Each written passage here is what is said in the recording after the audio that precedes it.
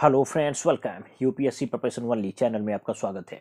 दोस्तों, इस वीडियो के माध्यम से हम लोग भारत में जो भी बायोस्फीयर रिजर्व है उससे संबंधित चीज़ों को कवर करेंगे। साथ ही साथ वो किन राज्यों से जुड़ा हुआ है और यूनेस्को का जो एमएवी प्रोग्राम है, man and the biosphere programme जो है, उसके अंतर्गत इन सारे बायोस्फीयर रिजर्व में से कौन सब शामिल है, इसको यहाँ पर हम लोग कवर करेंगे। और साथ ही साथ किसी बायोस्फीयर रिजर्व का अगर कोई स्पेसिफिक फीचर्स है तो उसको भी यहाँ पर हम लोग देखने की कोशिश करेंगे। चलिए काम शुरू करते हैं। आपको पता होना चाहिए कि भारत में जो है टोटल 18 बायोस्फीयर रिजर्व है, यानी कि भारत सरकार के द्वारा कुल 18 जैव मंडलीय आरक्षित क्षेत्र घोषित किया गया है। और ये जो 18 बायोस्फीयर रिजर्व है ये टोटल 16 राज्यों में फैला हुआ है, यानी कि भारत का 16 राज्य है जिसमें 18 बायोस्फीयर रिजर्व विस्तृत है।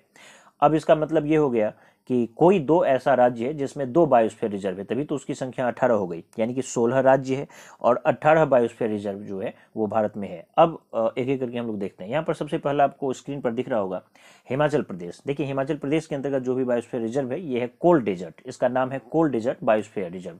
तो कोल डेजर्ट जो है, चूंकि हिमाचल प्रदेश में है, जम्मू कश्मीर में कोई ऐसा बायोस्फीयर रिजर्व है नहीं, तो सबसे उत्तर वाला जो बायोस्फीयर रिजर्व है भारत में वो कोल डेजर्ट ही है। तो भारत का सबसे उत्तरी बायोस्फीयर रिजर्व अगर आपको पूछा जाए तो हिमाचल प्रदेश में जो कोल्ड डेजर्ट है वही इसका सही उत्तर होगा।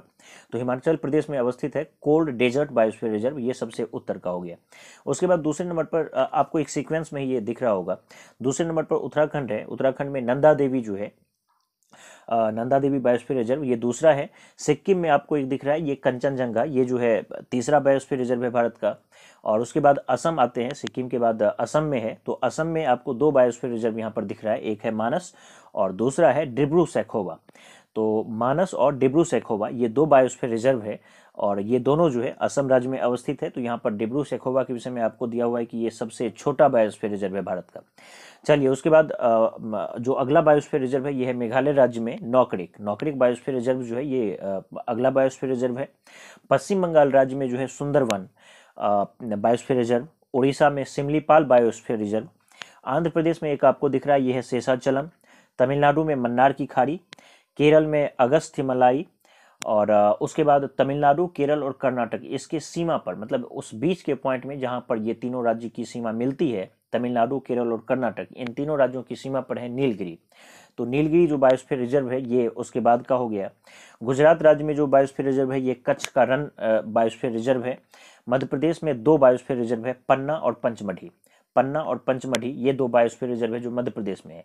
लेकिन छत्तीसगढ़ में मुख्य रूप से एक बायोस्फीयर रिजर्व है, एक जैवमंडलीय आरक्षित क्षेत्र है, उसका नाम है अचनकमार अमरकंटक। तो अचनकमार अमरकंटक जो बायोस्फीयर रिजर्व है इसका कुछ हिस्सा मध्य प्रदेश में भी आता है। तो अगर आपको पूछ दिया जाए कि कौन सा ऐसा राज्य है जिसमें तीन तीन बायोस्फीयर रिजर्व अवस्थित है, तो मध्य प्रदेश। यानी कि मध्य प्रदेश में पन्ना, पंचमढ़ी और अचनकमार अमरकंटक ये तीनों ही मध्य प्रदेश में है। लेकिन जो कि इसका एक छोटा सा हिस्सा मध्य प्रदेश में है, तो मुख्य रूप से इसका जो इसकी जो अवस्थिति है ये छत्तीसगढ़ में है, अचनकमार अमरकंटक की। उसके बाद अंडमान निकोबार द्वीप समूह में आपको एक बायोस्फीयर रिजर्व है, ग्रेट निकोबार। तो ये सबसे दक्षिण का बायोस्फीयर रिजर्व है। और एक अरुणाचल प्रदेश ऊपर में एक छूट गया था सीक्वेंस में, जहां पर आप सिक्किम देखे थे, तो उसी के बाद वहां पर अरुणाचल प्रदेश वहीं पर मेरे को दिखाना था।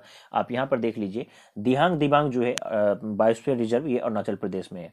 तो इस तरह से टोटल 16 राज्य है और 18 बायोस्फीयर रिजर्व है। अब इसका फीचर्स देख लीजिए। जो हिमाचल प्रदेश में अवस्थित है कोल डेजर्ट, इसके विषय में पहले बता दिया कि भारत का सबसे उत्तर वाला ये बायोस्फीयर रिजर्व है। उसके बाद सबसे दक्षिण वाला जो बायोस्फीयर रिजर्व है ये अंडमान निकोबार द्वीप समूह में जो ग्रेट निकोबार बायोस्फीयर रिजर्व है, वो जो ग्रेट निकोबार बायोस्फीयर रिजर्व है, यानी कि जो भी अंडमान और निकोबार जितना भी वहाँ पर आइलैंड्स वगैरह है, उसमें जो ग्रेट निकोबार आइलैंड है उस पर जो बायोस्फीयर रिजर्व है उसको बायोस्फीयर रिजर्व घोषित किया गया। तो ग्रेट निकोबार जो है वो भारत का सबसे दक्षिणतम वाला बायोस्फीयर रिजर्व है। तो सबसे उत्तर वाला बायोस्फीयर रिजर्व कोल डेजर्ट हो गया हिमाचल प्रदेश में, और सबसे दक्षिण का आपको ग्रेट निकोबार हो गया अंडमान निकोबार द्वीप समूह वाले केंद्र शासित राज्य में। और उसके बाद जो है भारत का जो सबसे छोटा बायोस्फीयर रिजर्व है वो है डिब्रू सैखोवा, जो कि असम राज्य के अंतर्गत आता है। डिब्रू सैखोवा बायोस्फीयर रिजर्व ये सबसे छोटा है क्षेत्रफल के मामले में। और सबसे बड़ा जो बायोस्फीयर रिजर्व है ये तमिलनाडु राज्य के अंतर्गत मन्नार की खाड़ी बायोस्फीयर रिजर्व है।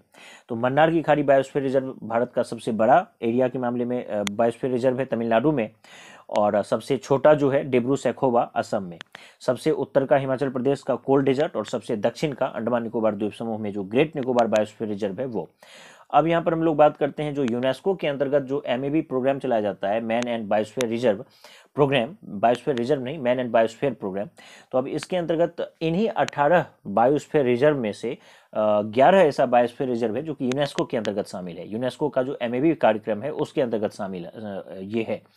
तो अभी तक 10 ही था, पिछले साल तक 10 ही था प्रीलिम्स तक, और इस साल एक नया ऐड हुआ है। तो जो कंचनजंगा है सिक्किम के अंतर्गत, इसको यूनेस्को के द्वारा जो है 11वां बायोस्फीयर रिजर्व घोषित किया गया है, जो कि MAB कार्यक्रम के अंतर्गत आता है, man and the biosphere reserve कार्यक्रम के अंतर्गत आया, मैन एंड बायोस्फीयर रिजर्व कार्यक्रम, मैन एंड बायोस्फीयर कार्यक्रम के अंतर्गत। तो कुल मिला के एक एक करके देखते हैं जो कि यूनेस्को के अंतर्गत आया। देखिए यहाँ पर जो पहला जो एक ब्लू मार्कर से आपको घेरा हुआ है, सबसे पहला उत्तराखंड में नंदा देवी, दूसरा है कंचनजंगा। तो नंदा देवी, कंचनजंगा, कंचनजंगा सबसे लेटेस्ट है, सबसे नया है। तीसरा नौकरिक मेघालय, चौथा सुंदरवन, पांचवा सिमलीपाल, और सिमलीपाल के बाद जो है मन्नार की खाड़ी, ये छठा हो गया। अगस्त मलाई ये सातवां हो गया। नीलगिरी आपको आठवां हो गया। पंचमढ़ी नवां हो गया। अचनकमार अमरकंटक ये 10वां हो गया, और ग्रेट निकोबार जो है ये 11वां हो गया। तो इस तरह से टोटल 11 ऐसा बायोस्फीयर रिजर्व है जो कि यूनेस्को के अंतर्गत शामिल है। मैं रिपीट कर दे रहा हूँ, नंदा देवी उत्तराखंड, कंचनजंगा सिक्किम, नौकरिक मेघालय, सुंदरवन पश्चिम बंगाल, सिमलीपाल उड़ीसा, मन्नार की खाड़ी तमिलनाडु, अगस्तमलाई केरल, और नीलगिरी जो है तमिलनाडु केरल कर्नाटक इसकी सीमा पर है। पंचमढ़ी ये मध्य प्रदेश में, और अचनकमार अमरकंटक ये छत्तीसगढ़ में ही मुख्य रूप से है, कुछ हिस्सा मध्य प्रदेश में भी है, और ग्रेट निकोबार ये 11 ऐसा बायोस्फीयर रिजर्व है जो कि यूनेस्को के अंतर्गत आता है। तो इसको आप बार बार देखिए। और इसमें भारत में जो सबसे पहला बायोस्फीयर रिजर्व था यहाँ पर 1986 में घोषित किया गया था नीलगिरी को। नीलगिरी बायोस्फीयर रिजर्व जो है ये सबसे पहला बायोस्फीयर रिजर्व है भारत का, जो कि तमिलनाडु केरल कर्नाटक की सीमा पर है। तो इस तरह से मुख्य रूप से जो भी इसका कुछ इंपॉर्टेंट पॉइंट्स था वो आप जान लिए। बस सबसे इंपॉर्टेंट इस प्रीलिम्स के लिए आपके लिए है कंचनजंगा, जिसको इस बार शामिल किया गया है। तो कंचनजंगा जो है जो कि सिक्किम में है, इसको ये पहले से ही बायोस्फीयर रिजर्व तो पहले से ही था 18 में शामिल, लेकिन इन 18 में से जो यूनेस्को के अंतर्गत शामिल किया गया है 11वां सबसे लेटेस्ट वो कंचनजंगा ही है। तो इस बार के लिए आपके लिए काफ़ी इंपॉर्टेंट है। तो उम्मीद करता हूँ ये पार्ट आपको पसंद आया होगा वीडियो, और इसको आप जरूर लाइक करेंगे। धन्यवाद।